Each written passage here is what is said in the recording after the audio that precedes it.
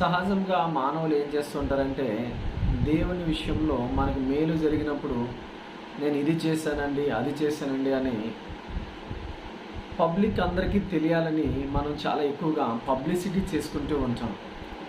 మరి అదేవిధంగా దేవుడిని జీవితంలో చేసిన మేలులను బట్టి, దేవుడు నీకు ఇచ్చిన ఆయుష్ను బట్టి, దేవుడు నీకు ఇచ్చిన స్వస్థతను బట్టి మరి మనం ఎందుకు పబ్లిసిటీ చేయట్లేదు?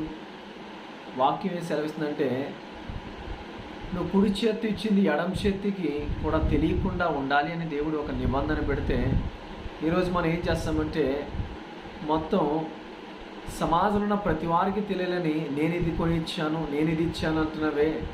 మరి దేవుడు చేసిన దాన్ని బట్టి దేవునిని ఎంతగా పబ్లిసిటీ చేస్తున్నాం ఈరోజు? దేవునిని మనం ప్రకటిస్తున్నామా? దేవుని సాక్షులుగా నిలబడుతున్నామా? ఒక్కసారి ఆలోచన చేసుకుందాం.